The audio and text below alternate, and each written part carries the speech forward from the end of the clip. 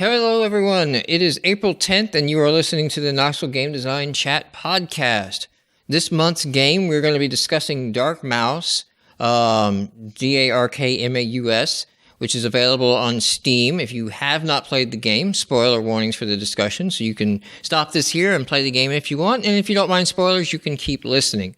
If you want to play along with us next episode, our game is going to be Axiom Verge, an XNA game that was quite popular, so you may have already played that one or not, but that will be our May episode. Just real quick, who we are. We are the Knoxville Game Design Meetup group, and we meet the second Sunday of every month at the Technology Cooperative in Knoxville, Tennessee. If you are interested in game design in the area, you are more than welcome to come out and join us. You can find out a lot more about the group at knoxgamedesign.org. Check us out there. You can also find us on meetup.com if that's your preferred method. If you go to the website, be sure to click on the newsletter so you get reminders of subscriptions. Coming up this week for the group, we have London Dare. We will be meeting at the Technology Cooperative on Friday night at 7 p.m. for a kickoff. The space doesn't stay open throughout the entire Dare, but we do get together and kick it off together. And then we'll have our May 8th will be our next regular meeting. And then May 15th, we'll have a little bit of a special day as part of Open Streets Knoxville, where you can come by and talk to us during that event as well. I think that about covers for the front-loading. Yeah, so basically for the Let 'em Dare kickoff, we just get together, wait around, and we wait until the countdown hits 0. Then we get the theme announcement. Then we all leave and go home and work on our games. Yeah. So we got new mics here. Hopefully this is coming out and the audio is great. When you guys see me do the fist, I'm not fist pumping you, Levi. I wasn't like a good, pump, go, run, go. No, I was reminding you to be about a fist length away from the mic, is what that was for. So if you see me doing that, that's why I'm doing Probably it. staring at the levels going, oh crap, this is just, no, do better, guys. I don't want to have to do what I used to do on the other episodes to edit for bad quality. Like at the end, I was not satisfied with the quality. Real quick before we get into DarkMaus, Levi, lately playing or developing, like, what's been your last month? Oh, well, I've been developing a MOBA style game, so I went back and played some of the source material like League of Legends just to get familiar with that style of game again. And also played a little bit of the Final Fantasy 15 demo, and it was okay. It really didn't feel like a Final Fantasy game, but that is out on PlayStation 4 right now if anybody wants to try that out. Is that like a free for plus? I don't think you have to be in Plus to download it. I think anybody can download the demo. Cool. I might check that out. Yeah, and it's more like a hack and slash type game. It still has like RPG aspects. When you hit somebody, numbers pop out of their head, but it isn't the traditional turnstile RPG. This is the Final Fantasy that they've been previewing at the big E3 events, right? Like, this is the next official Final Fantasy main story. I think this started out as Final Fantasy Versus 13. They redid it as Final Fantasy 15. So. All right. How about you, Dylan? Mostly been playing Rogue Legacy and Valda's Story, so lots of Metroidvania. Haven't really done a whole lot of development since we did the last podcast. Okay. Myself, I checked out The Static Speaks My Name, which was something Extra Credits had recommended to check out. It's like an hour-long free game on Steam.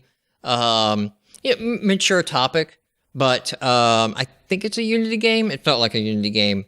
And it actually is kind of cool to go look at, not because maybe it's a great, amazing story or game, but it has some interesting ways of telling story in about an hour. And it was something like, we got a game jam coming up. It's had me thinking of like, I might be able to do something in that vein.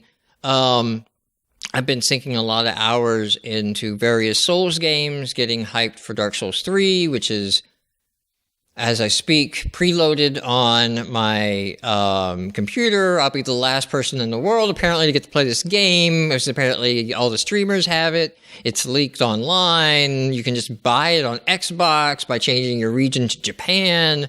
But I waited like I was supposed to, and I will play it tomorrow. But that also kind of sets up what we're getting into with our game this month, DarkMaus, which I guess I'll just take a bit of the lead here. So in the past when we've done these, right, I've handed it off to whoever the game choice was to lead off, and this was very much my choice. But I'm going to give you guys the option. If you want to veto that, you just like, no, I want to get in ahead of you. I probably don't have much to say. I wouldn't mind going first and then kind of letting you go, because I will probably lose steam, before that happens. I don't know how you feel, Levi. I played it for about 4.5 hours or so. So I have, I don't know, a little bit more, but probably not as much as Mike has to say about this game. If you want to go ahead. I'll be honest. I don't think I put as much time as I should have. I started it late, comparatively speaking. It was one of those things that I've played a little bit of Dark Souls. It is not my thing. It is, not only is it very frustrating, but just the whole timing thing. I don't have that level of patience. I think one of the things we talked about was I was pumping points into dexterity, thinking, it'll kind of solve that timing problem. You were streaming and you put it on, first I kind of suggested that you put it on. Yes. I actually wanted to observe you and John, and the guy you were streaming with, reactions to it to sort of confirm some of the things I had assumed on it. And dexterity doesn't work like it's described to you in the game. There's a wiki here that basically the dexterity effect is hard to notice. It modifies how quickly your weapon swings during the time it can cause damage, but does not affect the amount of time you are open between attacks even during combos. Okay, so that's what I was wanting. When you wanting. start swinging your sword, the first few frames don't cause damage. The last bit of the swing doesn't cause damage. So it's really the middle of the swing is getting faster, but it's worded in a way that thinks like, my combat feels sluggish and slow. I need to pump dexterity so I can attack quicker. And it doesn't do that. Especially before you get skill point, or like the weapons that need skill points. I probably, I played it first, then John and I played it on the stream. Honestly, if I'd known that, I probably would have had a better experience. But I got to the bulls that charge you, and you have to dodge, attack, and there's very specific timing, and the fact that you have that lag time made a huge difference. And I was just kind of like, I don't know that I can do this. See, I was just wondering if you were supposed to avoid the bulls entirely. But you can kill them. Oh, okay. And I noticed I did kill one or two of them, but I think I had to get like the special item that spawned the two like shadow mice, and then they could like tank the bull for me. That makes a lot of sense. Yeah, kind of like my tactics in Crashlands, where I was like, okay, I'll let my little pets go in there and like deal with them, then I'll like ping them from the outside. Yeah. Overall, though, I think as the thing I took away from this as a designer or as a developer is the art style is really interesting. And it's really interesting because they're using two colors. I started noticing this when you started getting into some of the different areas. They've got some really nice shaders going on and stuff like that. But in a lot of cases, it's just a couple of solid blocks that might be translucent over each other. And then you have like a wind effect. You can actually do a lot without, fine detailed graphics if you think about the animation. It's a good example of that sort of minimalist thinking. Yeah, it reminded me a lot of the Limbo theme that's been popular in a lot of games these days, where it's just two colors and different, just like grayscale. But this was more orangish grayscale. Yeah, it does. And then it really sets off, if you start using fire and the pyromancy path, it really stands out on this sort of black and orange kind of muted orange, I did notice whenever they threw in a color, like they threw in a muted blue when you were by the sea, they threw in the red for some of the monsters. It was definitely like a way to create contrast. But, like I said, it's two color. It's a lot of solid things. Like you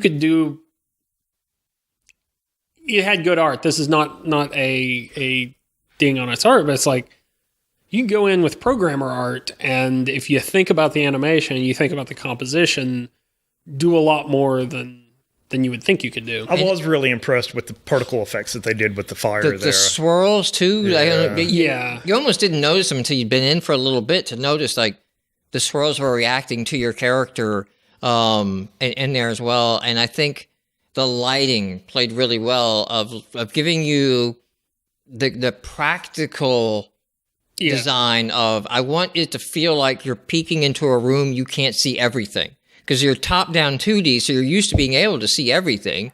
Or you're used to a system where once I walk in the room, the entire room lights up and I can see everything. And through their art style and everything like that, they really had this area where you could just sort of like peer around, play with the angle of your character to try to like, is there anything in here? What do I need to know about before I walk in that room? And that was pretty much it for me, so that's why I was going to go first.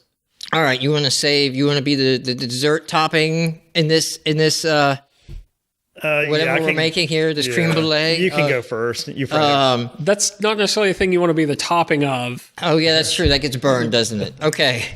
So, all right, my overall statement to this game, or where I'm coming from, I talked about playing Souls games, and I'm very much a hardcore fan. I'm wearing my Bloodborne shirt today. I was wearing a Praise the Sun t-shirt yesterday. Like, it has rivaled Zelda in terms of my collectability to a game. Like, Zelda is the only other game that I go out of my way to like collect and go to Etsy and search and look at and like, oh, that's really cool and things like that.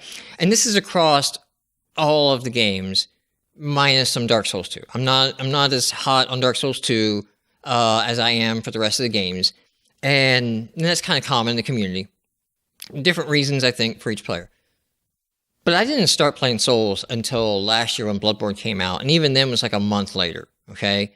I started by interested in the PlayStation 4, well, or the Xbox One. What should I get? I don't know. I'm watching Let's Players stream the exclusives because that would sort of decide one console or the other. Because as far as the rest of them, they both seem pretty similar to me in features, and you got to pay the same amount for multiplayer, and there wasn't anything much to really differentiate. So I'm watching the exclusive titles, none were gripping me.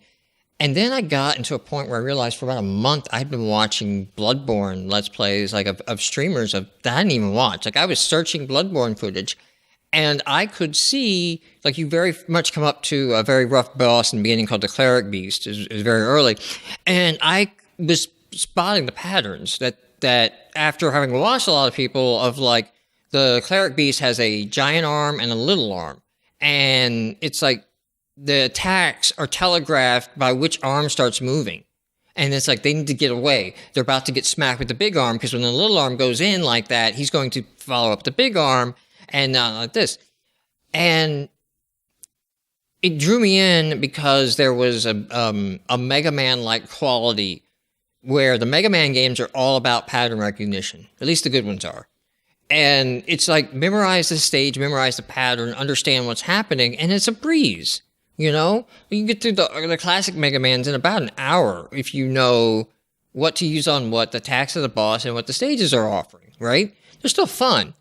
And there was a second component that, like the original Legend of Zelda, what I love so much about it, there is no explicit quest system. There's no explicit quest system in the original Legend of Zelda. You've got a bunch of empty pieces on a triangle, and you're like, well, I try filling that up. How do I do that? Nobody's telling me how to do that. You beat a boss, you get a piece of the triangle, and you're like, okay, there's got to be like 8 more of these around somewhere.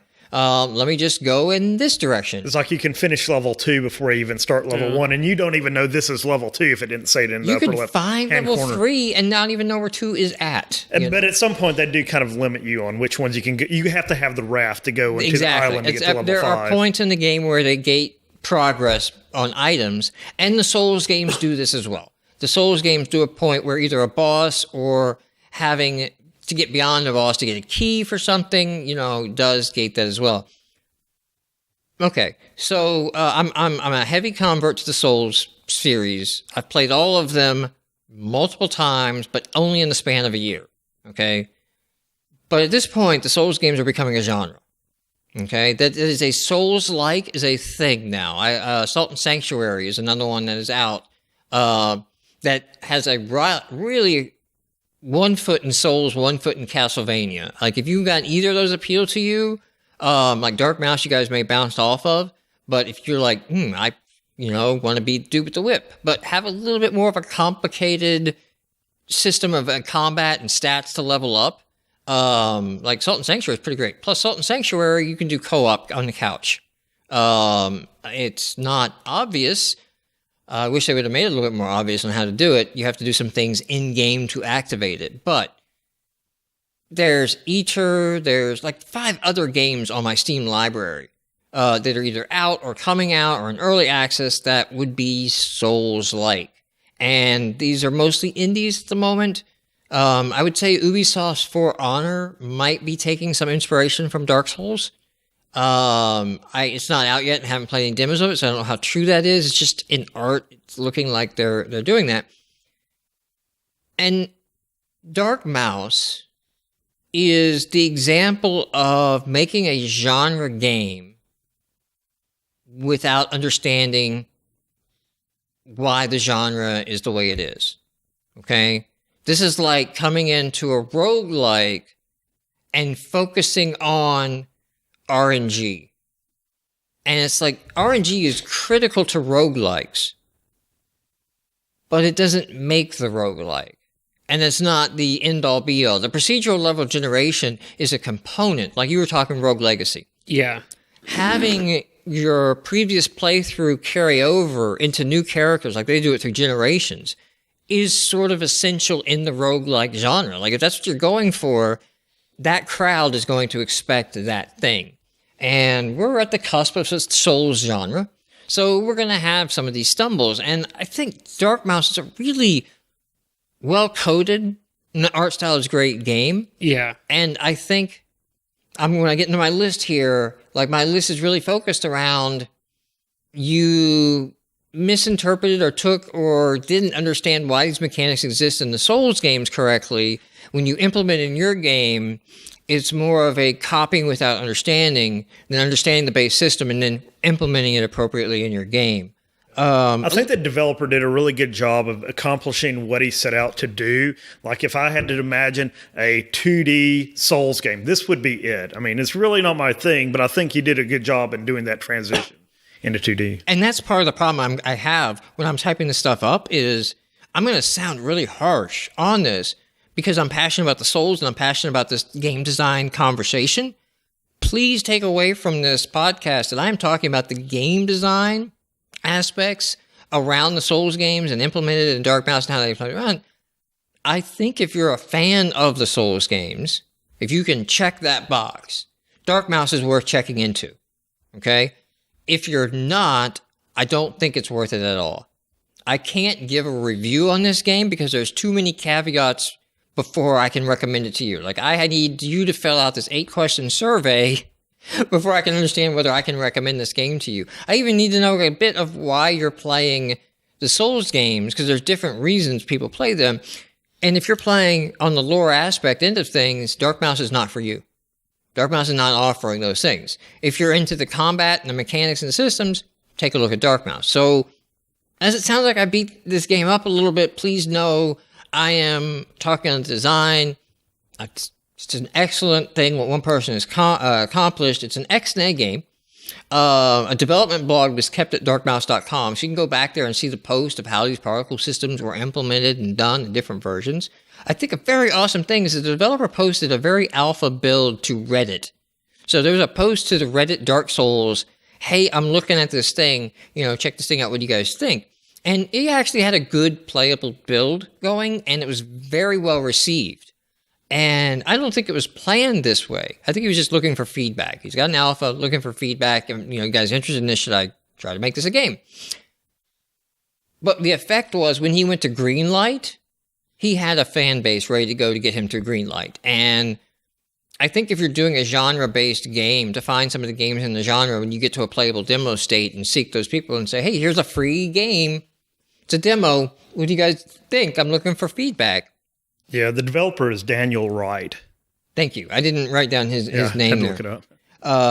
So I think that was a really good thing. I think to get into the game itself, for mechanics, my reason for suggesting this game and recommending this game was the ghost mechanic. So this is why I brought the game up among the group versus any of the other Souls games, Salt Sanctuary, stuff like that I'm tracking that I'm interested in. Is because the ghost mechanic looked like, from the videos, every time you died, a ghost spawned and sort of reran the same path as you or accompanied you. And if you got to a point that was frustrating, at some point you would have so many ghost mice fighting with you, it would not be frustrating anymore. It would just, the game would self-regulate the difficulty, and that's what I was appealed to. And it doesn't work that way.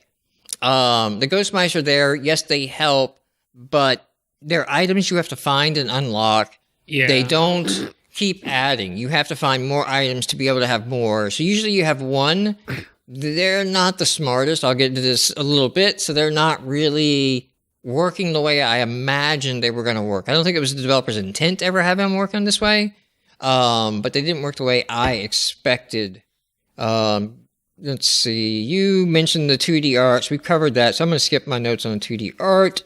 The spinning map. I don't know if you guys played far enough to get to a situation where this happened. I did make a note about that. Yeah, there were a couple places where it reoriented, zoomed out, zoomed in. It was very frustrating when I was going through a small corridor and there's like these prickly things sticking out that can kill you. Then all of a sudden the map starts turning. I was like, please don't turn on me. I'm trying to don't turn the map. Like, not only from the environmental hazards and things like that, me just knowing like I had to get back to the town south, or is it east now because you turned the map south? And it made a cool artistic effect, but practically I would leave it.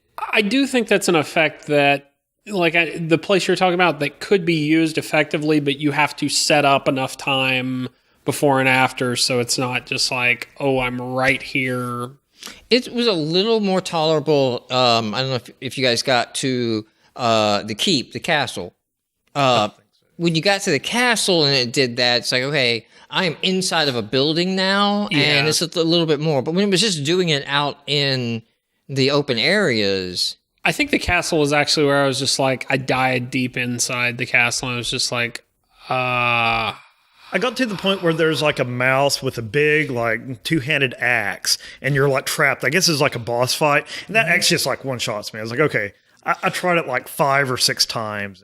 And that was is that the first boss fight that you hit? The first fog gate that you went through? It was like a swirly black thing. Yes. And so you actually hit, I think, a second or third boss. This game, this is a note to make me skip it when I get down to it. I noticed it did have a name for that boss, and I think I saw that before, but I just passed the other one. The game didn't do as good. So like in Bloodborne, Father Gascoigne is a gatekeeping boss. He is the second boss you can encounter. He might be the first one you encounter. And the mechanics and the combat you have to learn to defeat him is essential for play of Bloodborne. He's almost like, okay, pop quiz. You've played this level now. Do you understand how parry works? Because if you don't, you're going to hate life in Bloodborne, and we're not going to let you to the rest of the game until you learn that. And DarkMaus didn't have that in there. You could kind of go around some of these starter bosses that the very first one I think you can encounter is a larger variant of the bull. And it's actually where I stopped the character I was on, read a guide, because I was getting really frustrated with this fight, found out about things like decks and all that, made a new character so that I could put my points into now what I was understanding their effects. Got back to that fight, and that fight, basically, once you have learned the dash attack, which is the first maneuver you get, that boss fight is trivial. Dash attack, dash attack, dash attack, dash attack, dash attack, you're done. That should have been sort of like a gatekeeping thing of like, hey, a lot of the fights in DarkMaus get trivial when you start to understand dash attack. But there was nothing. The thing the Souls games do really well is these implicit tutorials. Tutorials by the environment that force you to go through something and say, hey, this is going to happen. Demon Souls has a great bit where you're coming down some stairs to a boss fight. And on the stairs are these black blob creatures that have a giant shield for a face. They're just one off by themselves. By themselves, they're not even that interesting of a thing. They have a spear and a shield that doesn't move, and it's just a blob. And you come up, you hit the shield, and it doesn't do any damage, and you hit it from behind. And the stairs are set in such a way that the first one you're going to hit head on and have a hard time getting behind. And then the next one, you come up from behind almost. And so like the game is like, you hit the shield, you hit from behind, you see the difference. Then you walk into a boss fight. That is 30 of them. But the game has already taught you how to deal with these guys. If you go head on, they're going to wreck you. You're going to have to like run around the side and fight from the back. And this is an implicit tutorial. There's nothing, this is sequelitis. Like if you guys have seen the sequelitis video of Mega Man, how it drops you in the pit, and in the process of getting out of the pit, you'll learn you can slide down walls, because that's just what's going to happen. It's the Goombas in Mario. They come two together, so the odds of you landing on top of them are very high. You know, the question box is placed in an area where you're likely to jump and hit it with your head rather than get on top of it first. Try, you know? So these are the implicit tutorial things of Souls games that, frankly, if you're making a Souls-like game, these are not 101 level game design things. These are like advanced, experienced things. You kind of have to know a lot and experience a lot to get into it. So knowing that this was a game in the Soul style, I remember back, I played some of the first Dark Soul game, probably like 10 hours, and the very first boss that you come across, you're supposed to completely avoid it, right? So that's why I was thinking in this game, is like, okay, they're sending this boss at me. Do I really need to kill this boss, or am I supposed to just keep going? Yeah, so that's a mechanic. That's a tutorial thing they're teaching you in the Souls games. And they're doing it early because you're not used to it. You don't have to fight this fight.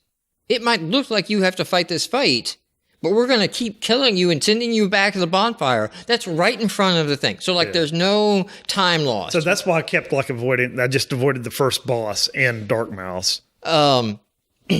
So, yeah, I could see, that's a thing. But like in Bloodborne and in Souls games too, there'll be bosses that are unavoidable. Like if you want to progress, it's through that door and there's a boss on the other side, and you have to do that. There are terrible bosses. I don't mean to say the Capra Demon is a terrible boss. I don't know if you got that far to hit the Capra Demon in Dark Souls. He's in that little keep area that you go to next, that you sort of find as your, the area you should go to. And you walk into a very tight alleyway. He comes jumping at you with his two swords, and two dogs come at you as well. Now, the thing you got to do is dodge, and then there's a staircase you can run up that creates a problem for the three creatures. They can only go up one at a time, and then you can manage the fight. There is no way to know that's going to happen until you've died several times and actually manage to, like, while you're dying, see a staircase. So they don't get it right in the Souls games either all the time. Yeah, so I'm wondering in DarkMaus, is there any actual benefit to defeating the first boss? I mean, does it just give you additional Morrow so you can actually upgrade your abilities and stats? Or, because like we said earlier, that isn't like a gatekeeping boss. If you want to go back and play the game, if you're like, hey, I'm going to go out and try this. I found on my second playthrough that extreme exploration as you progress and find every hidden thing and everything, all of that will get you the gear to get you to the end of the game. If you miss that boss, maybe he just gives you some marrow. There might be an item I can't remember. That marrow to your levels, though, is critical. And the game doesn't really give you a nice, good spot to grind either. Like if you just wanted to grind. There's a few points where I was shy of being able to have enough pyromancy to... at the end of the pyromancy chain is a weapon buff. So the pyromancy spells, I didn't find that great. The cast the fireballs, they seem too slow, it's not worth it. But at the end of the pyromancy chain is a fire attack for your sword. That's a permanent effect. So it's just like extra damage on top of your sword damage. All right, on my list here, the controls. So... This is not a Souls thing, but given the way the game was set up, I really felt like this should have been a dual stick control. I should have been able to move in one direction and face the other. One of the innovations in the Souls series, or one of the changes from convention, is that the triggers do your attacks versus the buttons. Like in most RPGs, A and X is cast a spell, and A is swing, and things like that. You know, like Fable and things like that. And the Souls games keep your thumbs on the sticks, so you can be manipulating camera and moving your character while swinging and attacking, and that allows them to have a more in-depth and complex combat system than you could get away with in, say, Fable, because I can't really do the maneuvering I need to do to pull off some of these attacks. So when I went to the 2D thing and it was top-down, the biggest problem was trying to back away from an archer. And at some point, your lock broke because you were too far away from that creature. Yeah. And then your mouse just turned around and showed his butt to the archer. And you got an arrow in the butt, you know? And that really sucked. So the input, we talked about this, felt delayed. Dexterity seemed like it was supposed to compensate that, but didn't work that way. That was actually one of the things I ran into early on. Like, I played it on my laptop, which is kind of underpowered for a lot of games. I'm like, this is not responding. Is it my laptop or is it the game? And then I went and played it on my Steam console, and like, it's a little of both. A lot of the game, because I messed around a little bit when I was getting frustrated the first time into it, of running it in a window versus full screen. Yeah. Because I know X and A has had historical full screen issues, so I was like, I wonder if that's part of it. But no, the game itself seems to spend too much time in the start animations of an attack, and that gives you the effect of a slow attack. Demon Souls will do this. Dark Souls will do this. Bloodborne will do this. When you have a giant, heavy, great sword in your hand, it's like, you get to knock people off of ledges with this thing. Your cost for using the weapon is you're going to have to anticipate the attack. But if that's not your style, there's a light, fast rapier, you know, and you can just, you know, use that all day long if you want to very, very, very fast and quick, and you can adapt to the style. I found in the gameplay and the combat in DarkMaus, it was too easy to wind up being stun locked by an enemy. Okay. Like, once you got hit, there was no way for you to get out of or block with the shield before you got hit 3 more times by the same enemy. And I think that's a balance issue. I just think that's a balance issue. I think that's where the bull fights. The bull was one. Yeah, because it was just like, if you got in front of the bull and got hit once, you would never get out of being in front of the bull. Yep. Small gripe here, but the start and back buttons are switched. Like, start, I think, was doing what I'd normally expected back to do, like bring up additional options and properties, and starts like your menu and quit type thing like that. And so, small gripe, just a small gripe. Like, there's a convention though for these buttons. And the NPC companions, did you guys meet the white mouse? Yes, I met. Yes. I let the white mouse die as well. So, which I don't think you're supposed to do that, but I think it did drop a bow that I could have used, which I didn't use the bow. They take friendly damage, and they become more of an annoyance because it's already tough enough to deal with the creatures and the fight without having friendly fire on. And it's weird because the ghosts don't do friendly fire. The AI is not great. Like, it would just go off and wander into fights that weren't even on my screen. So trying to keep it alive. See the little message, whatever the mouse's name was, is taking damage. Or it's getting hurt or something like that. I'm like, come on. Like, sit here for a second. I'm trying to level up. I was like, do I really want to use my health consumables on this AI-controlled companion? I'd rather save my health regeneration for myself. My next note is they are just effectively a health item drain. You know, I'm like, oh, you're carrying too many health items. Let's give you an NPC. I did get both. There's 2 NPCs that you meet. I think there's 2. There might have been one. I did save both of them and kind of got pissed off what happens with the second one. And it's supposed to be like a Dark Souls type plot twist thing, but one of my complaints is they sort of automatically do things that should have been questions. You know, like, I'm not even sure if the first mouse asks you if you want to escort her. Like, it's just like, escort me. But says something like that. And it's like, no. A Souls game, piss off. I cannot do any of the story or lore if I choose. And that it's like automatically, like there was another point where there's a cat and the cat just like, oh, you have the such and such item. I'm interested in that. And then it's like, you gave the item over. Like, no, you don't do that in a Souls game. You make me think about, well, if this is a decision, that means there's a consequence, and there may not be an advantage to either, you know, like, because it's a Souls game. And taking that out, taking those dialogue prompts and things out, I think also frustrated with the NPCs, because also, like, sometimes I just like, I'm not going to talk to you yet.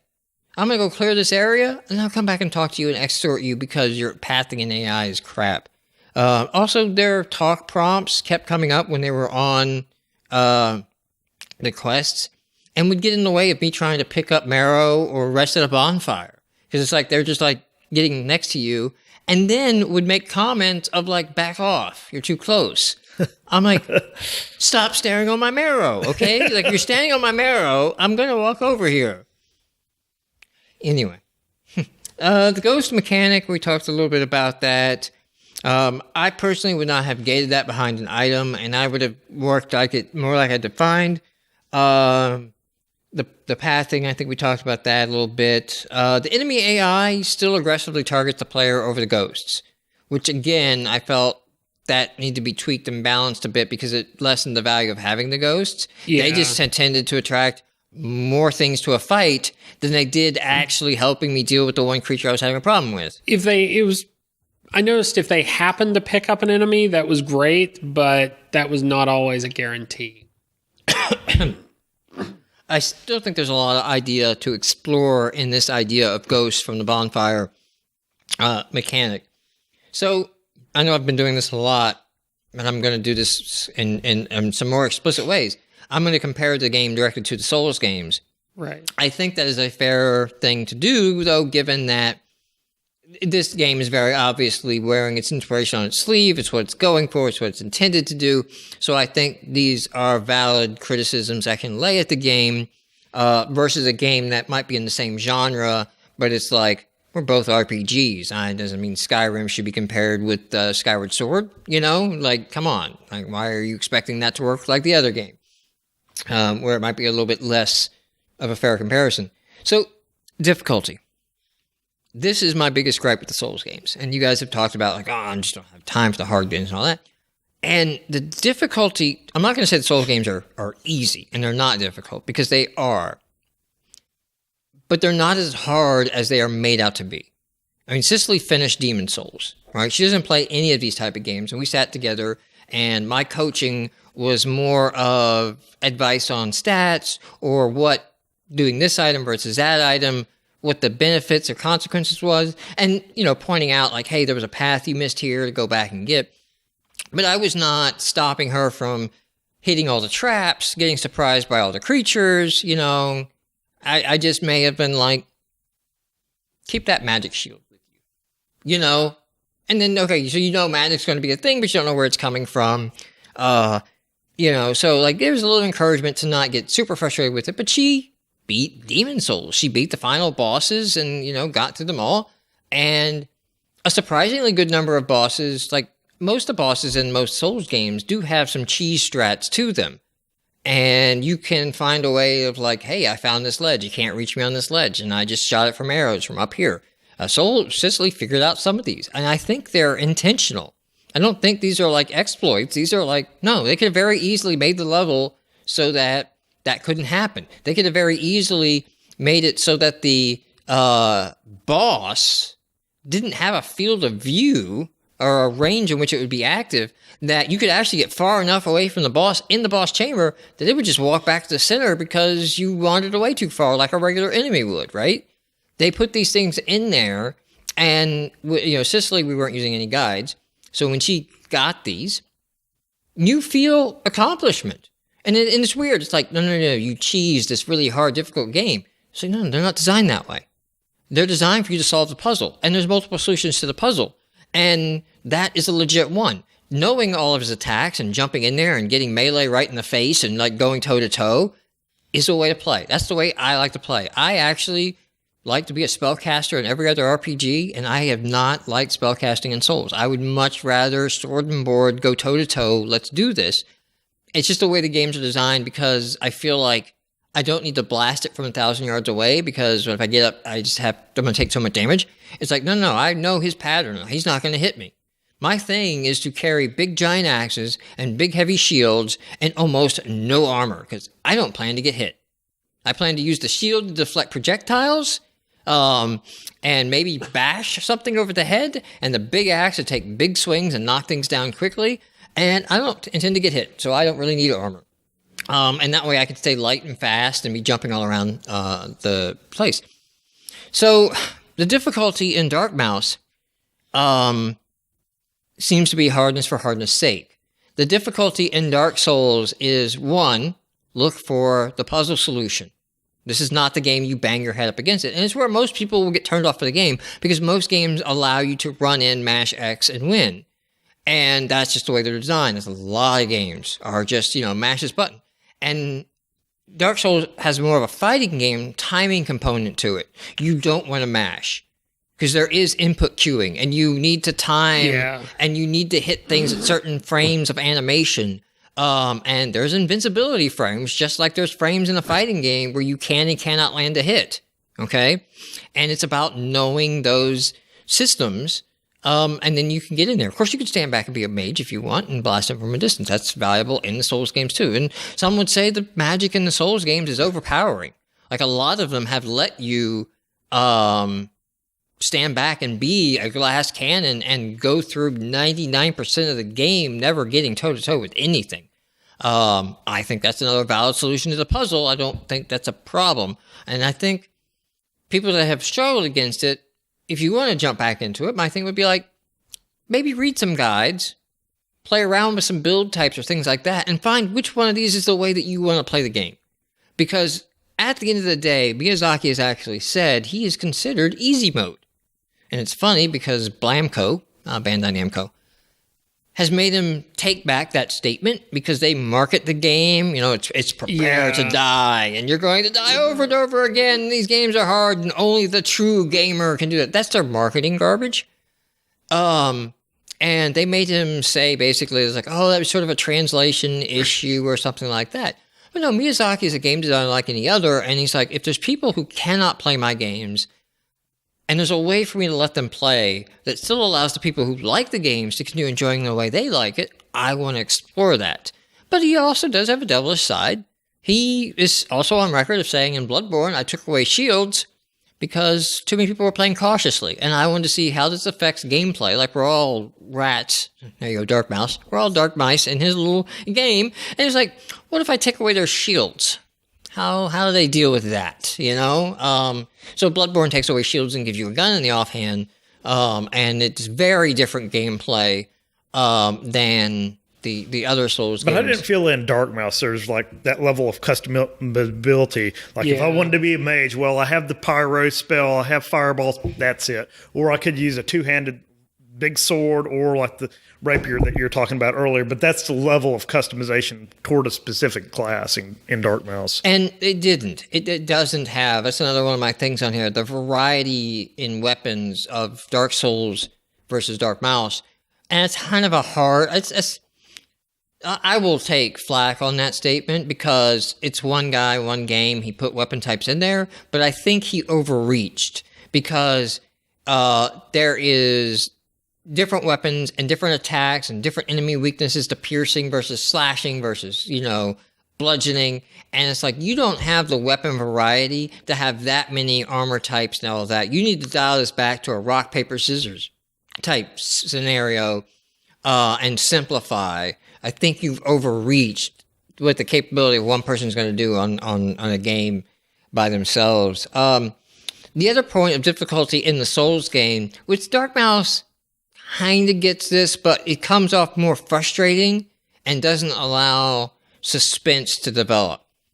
So when you get your Souls legs, let's call them, when you get the moment and you're sort of like, I've got my build and I may die, I may get wrecked by something, but I stand a chance. I feel confident in standing a chance to go up against this big thing. And I mean, the bosses, when I first played them in the Souls games, they're huge. They don't fit on the screen. And it's just like, how do you fight something that doesn't fit on the screen?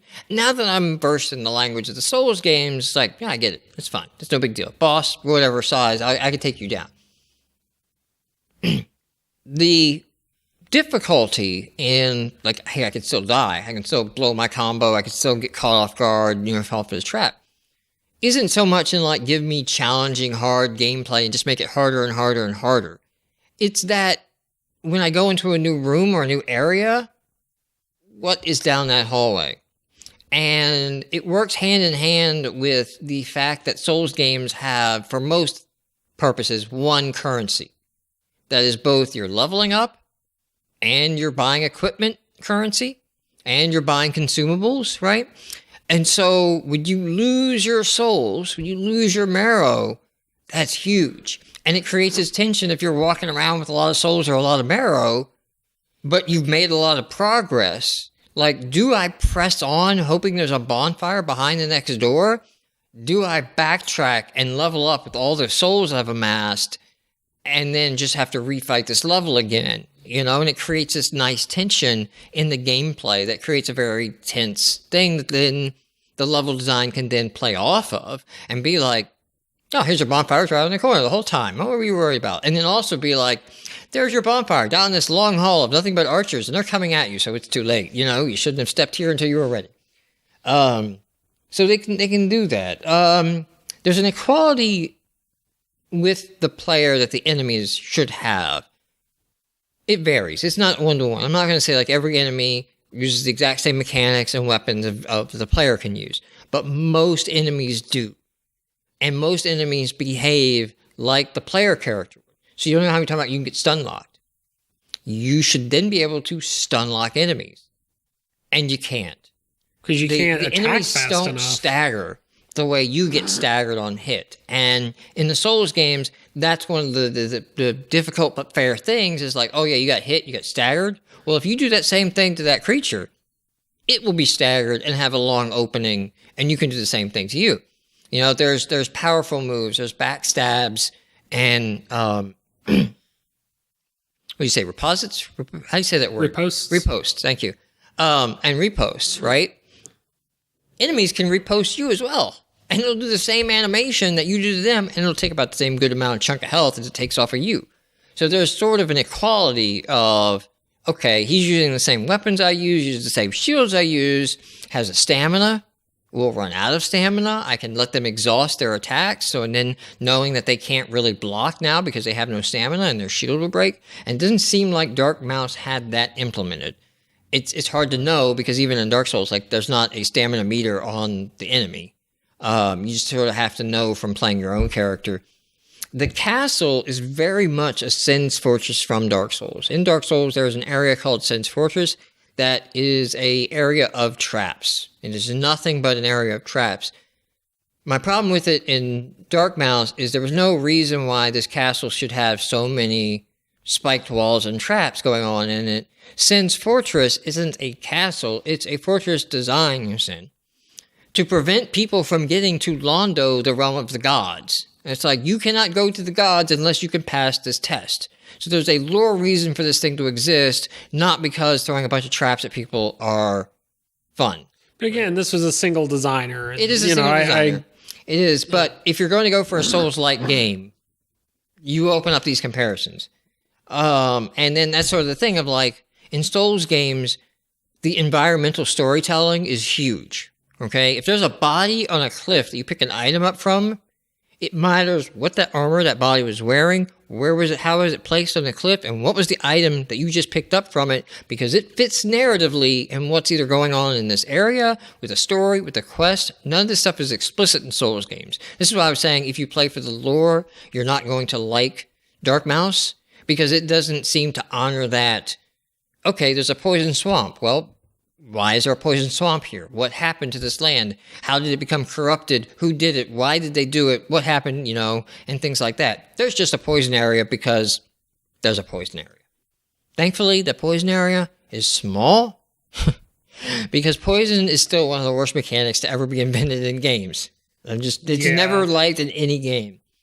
The You Are Being Hunted. Did you guys ever get this? No. I didn't see that. So this is the random event that'll occur that is supposed to simulate PvP invasions in Souls games.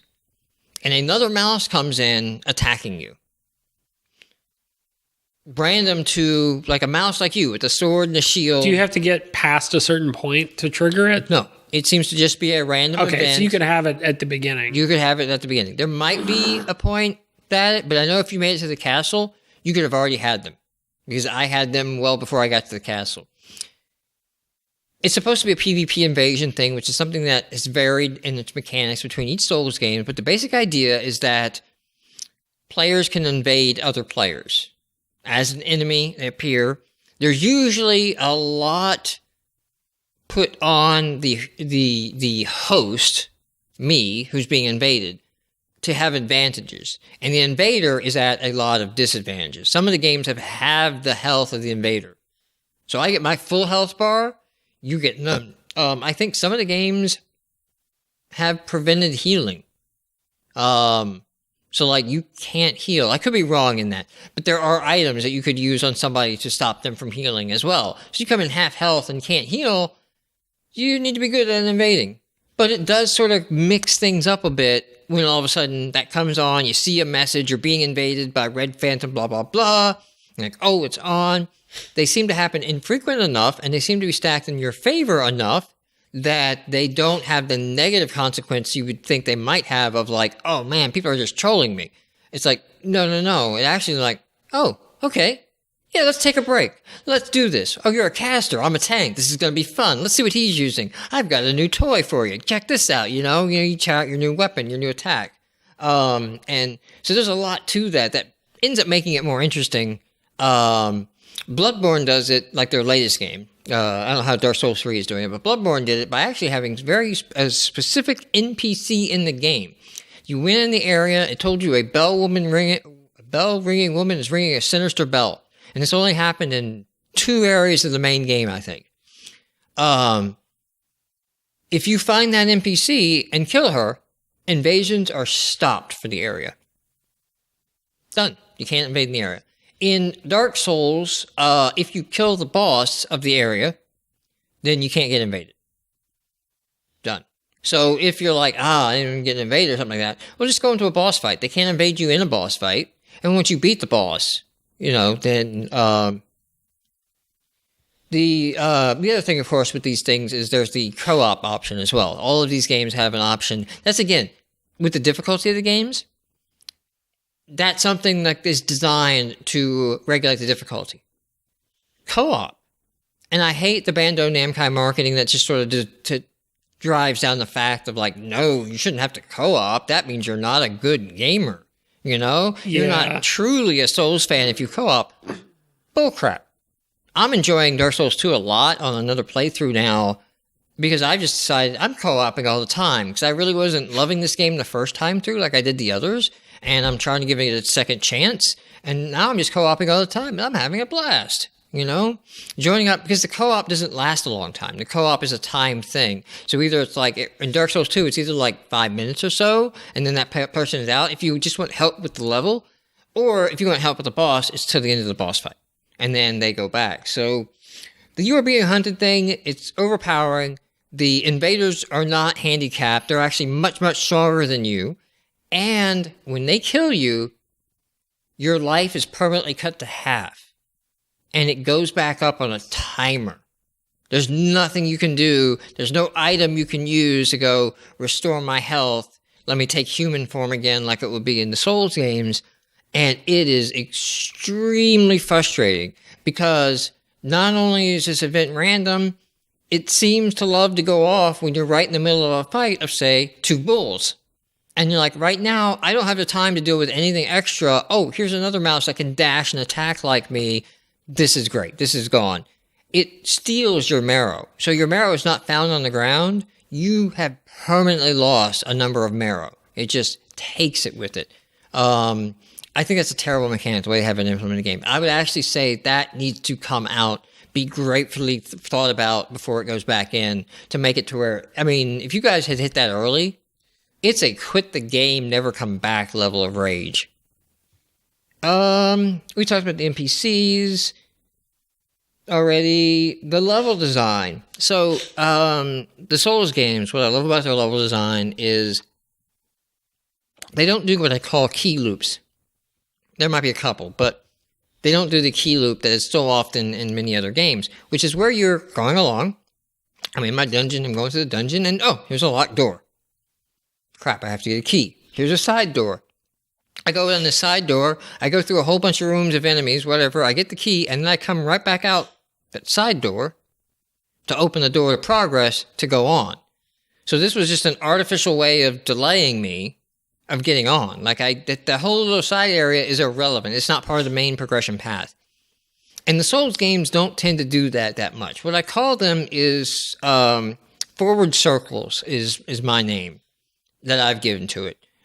There might be a better name for this, but in Dark Souls, in the very beginning, you go through a sewer bridge, and then you come out on top of the roof of a building, okay? And at this point, there's like an item you can drop down and see from the roof, and that will lead to stairs headed back, and now you're on top of the bridge you just came out, you grab some more items. It would be very easy then to say, turn around, go back down the ladder, go back around, and get back up on your roof and go forward. They don't do that. You can jump off the bridge onto the area where you started this loop.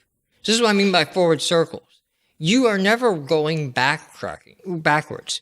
You're repeating content. You're going, it's a great level design thing because you reuse content. I designed this bridge, I placed all the barrels and everything around here, I fixed all the windows and the bricks, and now I make the player go through the whole thing twice. Saves me a lot of effort, and like they get more time to play, and I don't have to create a whole nother area, which is very time consuming.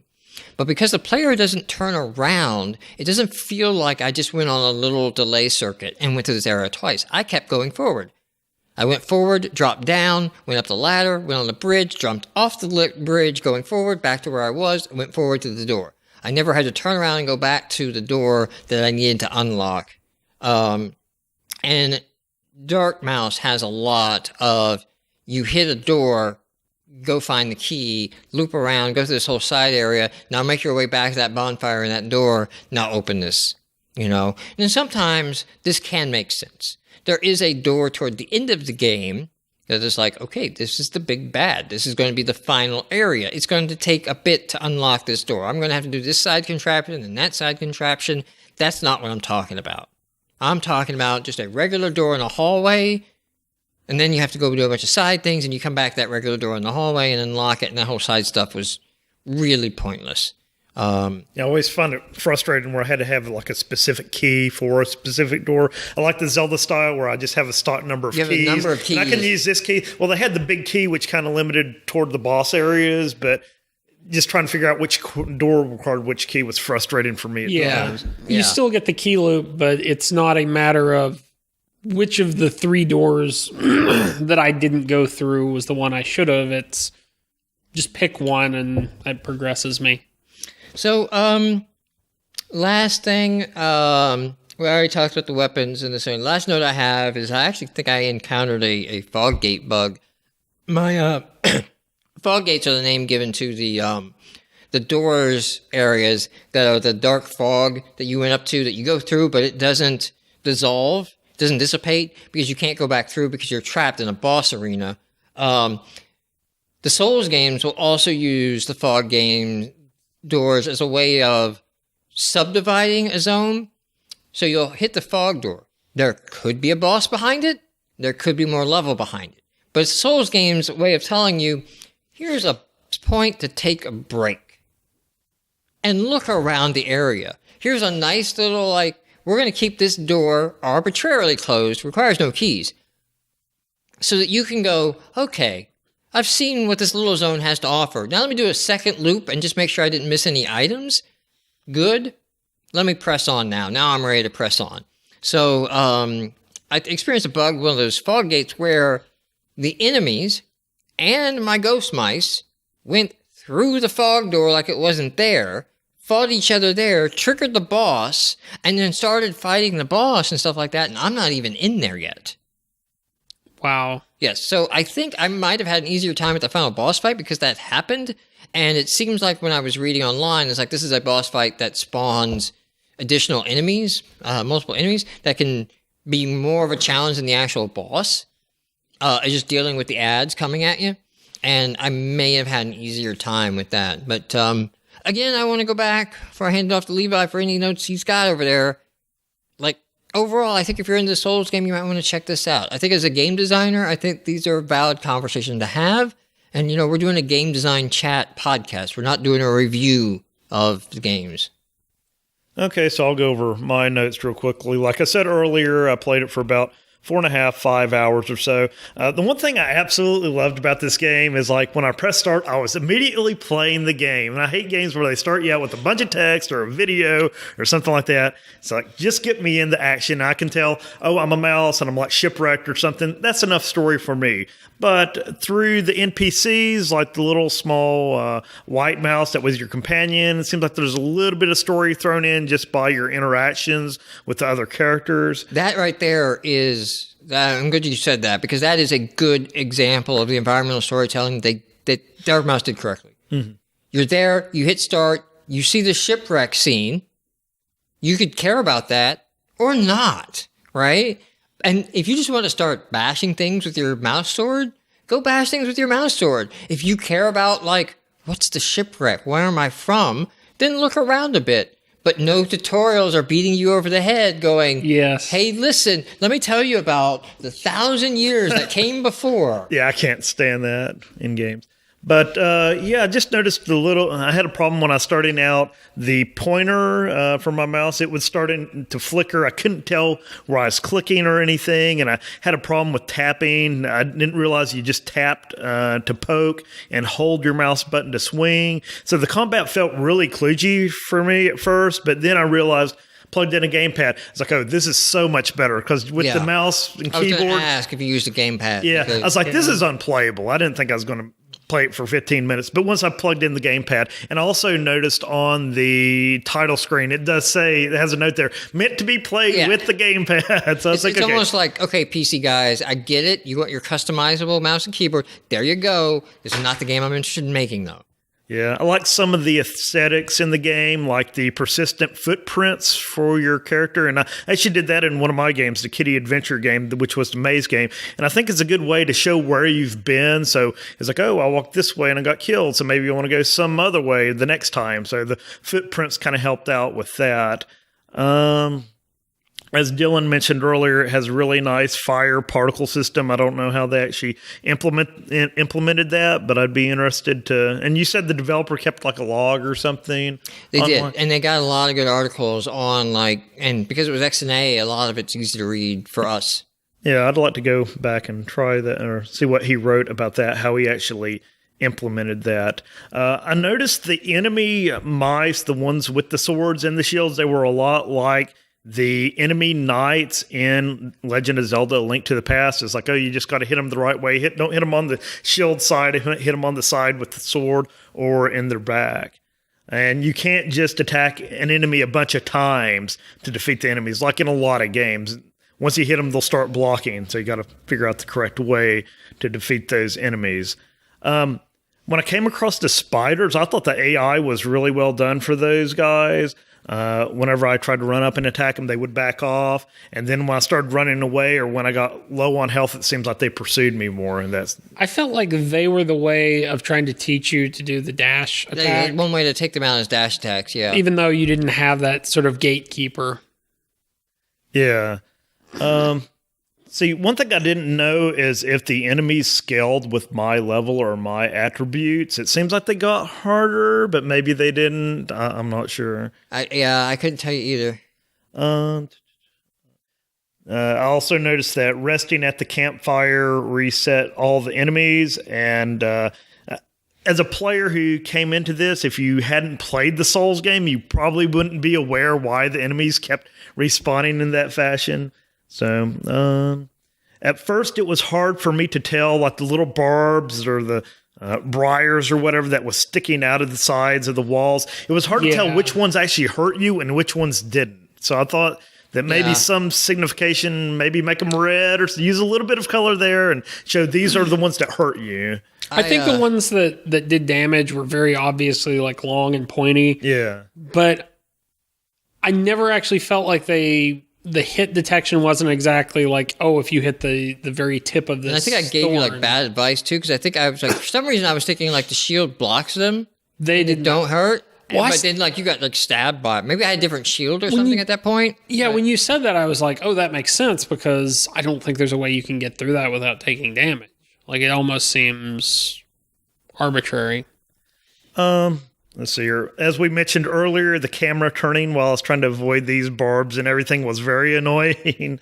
Many times when I upgraded after I got enough Morrow to upgrade my level, I really didn't notice any difference in the upgrades, like with the strength, or I forgot what they called it in there, but I could physically notice that there was an increase in my attack damage.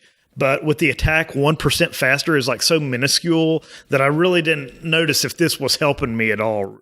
Really. On my first game, like I was wanting, because of my play style of being like fast melee, I had dumped like 10 or 12 points into Dex. Yeah. And was getting nothing for it. And that's why I started a second character when I found out, like, this isn't doing anything. I have wasted 10, 12 points on a useless stat. Yeah, because I think I loaded mine into strength or whatever it's called in there, and it actually really helped because I'm kind of like a glass cannon type player. But then I noticed, like, okay, now to actually use some of the later weapons, you actually had to upgrade some of the other stats. You had to get it up to like level 4, or to use the next level of magic, you had to also pour points into those. But I think they gave you enough Morrow in the game to actually customize it any way you want without having too much of a penalty. If I accidentally put a couple of points into one stat, it really doesn't penalize you too much. But I wanted to say is like, okay, I like the traditional role-playing game style. It's like when I level up, just pick some stats for me, do it for. I wish they had like an auto option or something like that. Well, or maybe it's just like a template. Of like, I want to build the caster, or I want to build the archer or the sword. And I'm like, okay, here you go. It felt really cumbersome at time going back every time leveling up and saying, okay, throw a point in here. But I understand that's mimicking the style that is in the Dark Souls game. And like I said here, micromanaging the stat wasn't too fun. When I was playing with the white mouse, the NPC characters, I did notice the friendly damage, like you could damage your white mouse and it could damage you as well. And like I said earlier, I let the white mouse get killed. I don't know if I was penalized, like we said, there's not much of a story, but if I had helped the mouse get to its destination, was there any difference? Is there any difference in the outcome? It leads to a town that you can get some items in and like a little shop. And yeah, it's kind of unfortunate because I think early it can be a big help. So you get some like, okay, this is actually really good now, powerful. One thing about the Souls games is a lot of the level power increase, comes through better weapons and upgraded weapons more than it does stats. Like stats kick in late game, and they kick in when the weapon is upgraded to its maximum. They don't really have an effect early game. And that in the Souls game, that's sort of like, it's not explicit, but the encouragement is go ahead and put points into health and endurance and survivability stats.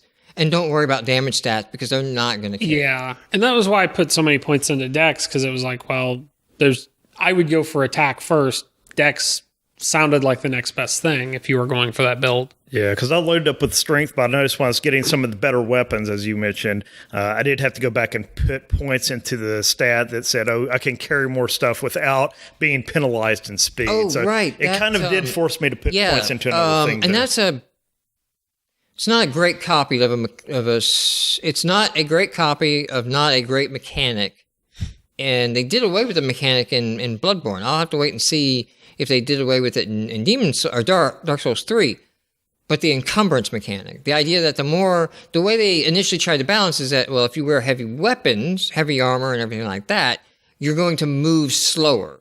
The more weight you equip is all that. And that's the way they sort of like, well, we don't have an explicit archetype class, you can be a mage if you want. You can be a mage with a sword if you want, but you're not going to have enough points to be a mage with a sword and heavy armor, because now you move so slow, you can never cast a spell because you can never get far enough away. And that was the way they did that. What sucked is it's not great. It doesn't feel like a good reward. They did it with this other encumbrance stat, and if you ever let that sucker get less than 100%, you need to pump stats to get to 100%. Yeah, that is my recommendation if you play this again. Keep that at 100% for whatever you're wearing. Less than that, like, I don't think you can dodge fast enough to avoid stun locking. I think that's like a carryover from a lot of like current RPGs. I think it started out with the Elder Scrolls games where you had the encumbrance, and also in the Fallout games, if you put too much stuff on your character, then it will physically slow you down until you get back up to that 100%. Although I want to say with those, there is a particular line, and once you cross the line, you just can't run anymore. Yeah. Like this is gradual. Yeah. So, well, in Demon Souls, we call them fat rolls. And I think it's 25%. Or no, it's 50%. Demon Souls was the nicest one, I think. It was 50%. And if your encumbrance was 50% over what your equipment load was over 50% of your maximum load, you got what we call fat rolls. And when your character would roll, it would sort of like do the roll down and then take a moment to get up, and your controller would actually shake. And then if you didn't have that thing, they would roll and spring right back up like a Hapkido roll. Like, boom, you can do all these attacks. Dark Souls and Dark Souls 2, it does scale. So, like, you have to be under 25% for the fastest movement and rolls. And then it scales up to, like, I think 70%. Dark Souls 2, I think, is 70%, where if you go over that, then you hit what we call fat rolls. And the fat rolls is just a point where it's not a gradual, it's a huge leap. But this is your equipped items load. This is separate from your carry burden load. Different stat. And what you guys are talking about, like Skyrim and all that, those are just carry burden loads. Right. The other thing I noticed is that originally I thought the Morrow in the game was like a zero-sum game type thing, which I think is how Dark Souls is. Souls are never created or destroyed until you spend them, but you can't go and kill an enemy that you've already killed to get more souls. Am I correct about that? Or No. You can completely farm souls, and okay. that's a complaint here. If there wasn't a good area, usually Souls games will have a good area where right next to the bonfire is a whole bunch of high soul dropping creatures, and you can just go here and kill them and rest and kill them and rest and kill them and rest. And yeah, and I noticed in DarkMaus, it's like, okay, I could go up, I was at the bonfire, I could go up and kill an enemy, and they may or may not drop more Morrow. So I could like farm it a little bit that way, but by far seems like it was more efficient to find the little piles of skeletal remains, and sometimes you could get like 150 Morrow at a time by collecting it from imagine there. What it's like. I noted it down. I got invaded after one of those times and had 258 Morrow stolen from me. No. Because I had like found like a skeletal moraine and then another skeletal moraine, and I'm like, oh, wow, okay, this is great. This is like 7 levels for me right now. And then it got stolen. The one thing that I did like is, like, once you die, you can go back to your little blood splattered area and recover the soul or the Morrow that you lost. But if you die again without recovering, then it's gone forever. Right, so. And that is all the Souls games. For anybody listening, we might have skipped some over if they're not familiar with the mechanics. So in the Souls games, you get souls for killing an enemy, just like experience points. They go in like experience. In DarkMaus, you get nothing for killing an enemy. It may drop marrow, which is their souls. So I just wanted to clear that up for somebody listening that's like, I don't understand. You're killing the creatures. You should be. It's like, no, they don't give you experience for killing anything. This is kind of picky, but I thought a death animation would have been nice because you just like die and there's no squirming or anything like that. You do have the blood splatters, but the Souls games have all that. You know, you get a scream and everything. You know. This game was really too dark and gritty for my liking. I like a little bit of colors. I understand like the theme that they were going for there. Yeah, I think immediately you had like the color palette comment. Yeah, exactly. Levi's very quick to like, not a lot of colors in this game. I like my colors. I liked how the armor appears on your mouse, like the little chest pieces and things like that. As we mentioned earlier, the dexterity really didn't seem to do much for my attack speed. I would have liked to seen a little bit more effect on that. And I basically got to the point where I was fighting. I think Mike said the second boss. I went in, got one-shotted, tried that 4 or 5 times. Like, okay, I throw my hands up. I was in that area with the fog that blocks you off. And I was like, okay, I don't know how to beat this guy. So I guess I should go online and read a FAQ or something. There's like a that. guide. Yeah. There's one guide, I think at the time of this recording, that's really good on Steam. So if you go to the Steam guide, there's one guide that sort of breaks down. And also, it's really good to read about the equipment and where you can find the different items, so that you can go out of your way to get, like, okay, let's make sure I'm hitting every increase in item. Because even the item upgrades, I don't know if you guys realize you get stones that you can increase. Yes, I did do weapon. that, yeah. They go up by like 0.5 on the stats, which, like, don't do that, man. Yeah. Like, okay, so balance it however you want. The numbers you show me are not directly tied to the balance, other than they're just a numerical abstraction of the difficulty curve you've created. So let me see the numbers go up by like 5, 8, 10. Like seeing a number go up for 0.5 on a rare item I found to upgrade it sucks. I mean, it's just like, I don't think it does any more damage. Even if 0.5 in the balance scheme of things is a significant percentage of more damage. It's like, oh, that's terrible. Yeah, I remember like the metal shards, but I think on my sword I could only apply 2 of those. So you can like make a god weapon out of that just by like using 10 of those shards. So they did limit that a little bit, I believe. There's a bug in the menus. You use that, and then it'll still say like, you need a shard, 1 shard, you need 2 shards. If you exit that menu and you come back, it'll show you now that you use 2, you need to use 3 or 4 or 8. Oh. So the number of required shards went up and you didn't have enough for the next level, but the menu wasn't updating to show you what their new requirement was as you spent them. If you close the menu and go back, you can see you can do that. My recommendation on that, because the shards were really scarce, is to use the guide, figure out what the best weapon is, the end game, the final weapon for whichever path you pick. The strength build, or yes, it was strength, precision, and pyromancy. Yeah, something like that. And which is weird because you can use shards on your spells. I don't know if you realize that. Oh, or I didn't not. know that. Yeah, that was weird. Just get the last weapon in the chain of like strength or precision, and then spend all the shards on it as soon as you get it to make it the max upgrade. And yeah, you'll have to struggle it out a bit to. But you're never going to lose. It's not. You're not going to be throwing stuff down a hole because you're basically going to switch out. When you get the final weapon, because once you've upgraded it and then you no longer use the weapon, it's done. Souls games have had this problem too. They've had this problem of like there's not enough upgrade material to allow somebody to realistically experiment.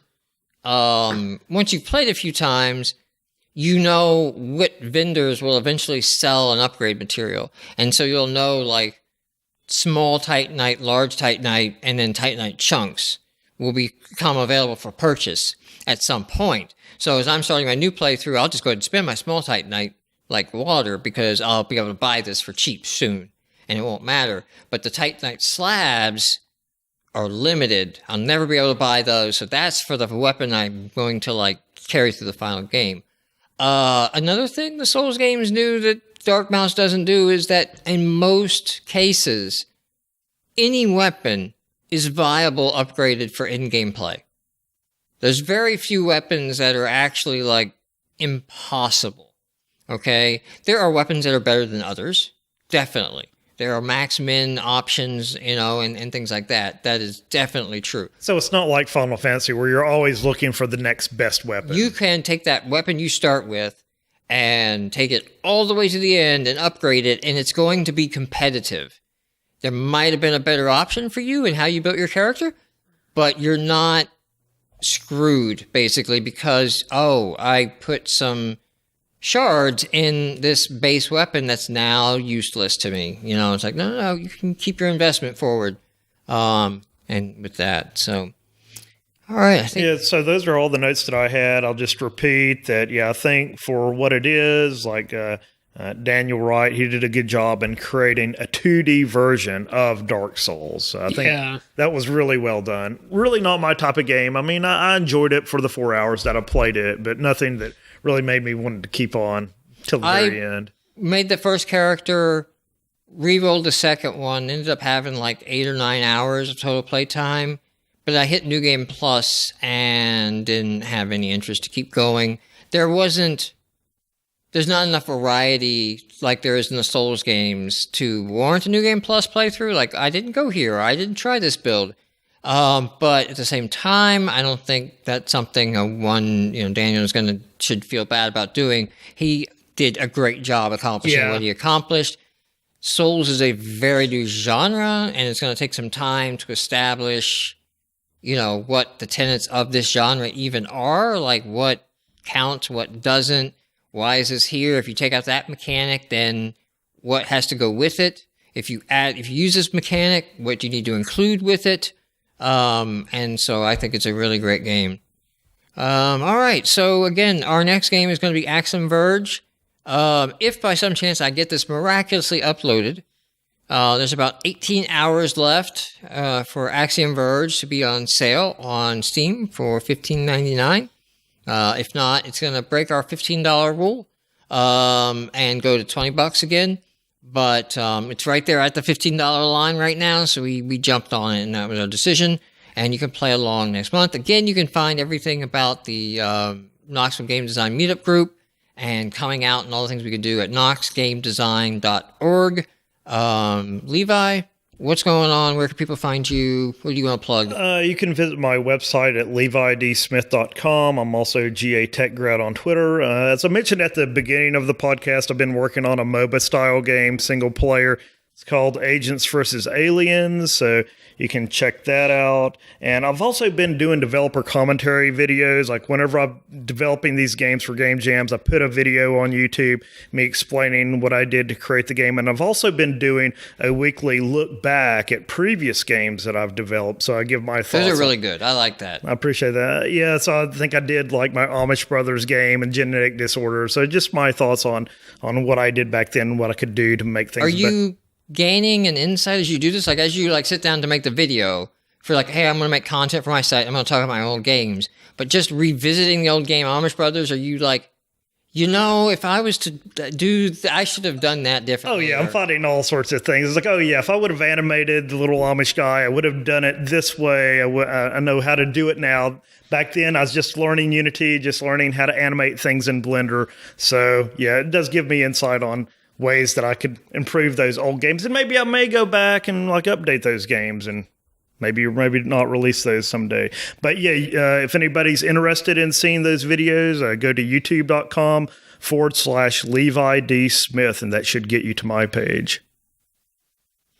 I'm probably the best place to find me is Dylan Wolf on Twitter, dylanwolf.com. I'm kind of got a couple things little games I'm messing around with right now, but nothing major.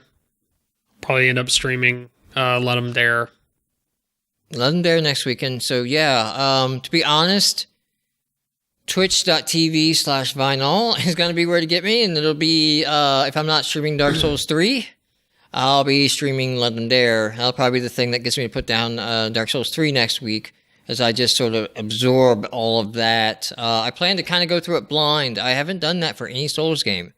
Like all the Souls games, since I played them so far out of release, there's been really in-depth wikis and forums and all that, and I've just sort of given into looking up a guide to kind of help me through it. And now I'm I'm going to go through this as blind as possible and see if I hit a point where I should break. I don't think the games are designed for people to go through them blind. I think part of the design of Souls games are informed by the fact there's the internet, and we can allow things to be a little bit more cryptic, and there's no way you might have seen that in game because we know there's going to be a forum post about it. but maybe some of you do figure it out. So we don't mind putting things a little bit more cryptic on here because we know you have this. It's also what their in-game note system does too, and that's something that's for another podcast. As far as stuff I'm working on, Souls game. I've got my own idea for a little Souls mini game, but there's a lot of subsystems to get in place that qualify. So I don't know if that sees release anytime soon. Definitely not going to be something I'm going to try to crank out in like a Love Them Dare type scenario. But even if I don't, the practice of going through trying to create their systems, just recreating their systems. I've had to dig in and learn to a lot more edge stuff of Unity and things like that. And the latest thing with Unity I've been starting to get into is particle systems. I haven't been using them. I haven't been writing custom particle systems. Pro tip, you get a lot of performance by making something a particle system. Don't have game objects be bullets. There you go. That's my wisdom for there. Bullets are not game objects. They are particle systems. You can have physics and particle systems interact and have much less overhead for doing that. So I'm in the process of figuring that out, exactly how you do that. I've got the theory down. My implementation leaves something to be desired. But that's where I'm messing with that. So thank you, everyone who tuned in and listened to the show. If you're subscribing to the podcast via RSS, you can do that from the website, knoxgamedesign.org. You can find us in iTunes. If you're listening to this on YouTube or other ways you want to get this. And if you're in iTunes, leave us a rating on iTunes. Be honest, leave us a fair rating. We're not asking for fudge votes, but that activity does help us. Any activity in there does actually promote the show and help us in search results and listings and getting new people to listen to the show. So if you're enjoying listening to this and you want to share it with others, please, use your social media, but also leaving us a rating there. And hey, if you're on YouTube and feeling frisky, you could like, comment, and subscribe. Just gonna have to get that in there. just do the dirty YouTube PR. And get the liturgy of a YouTube video. Yeah, at some point I'll do it enough, and then it'll just be like, I don't taste Ovaltine anymore. It just goes right down. So all the people said like, comment, and subscribe. Yep. All right, we are out.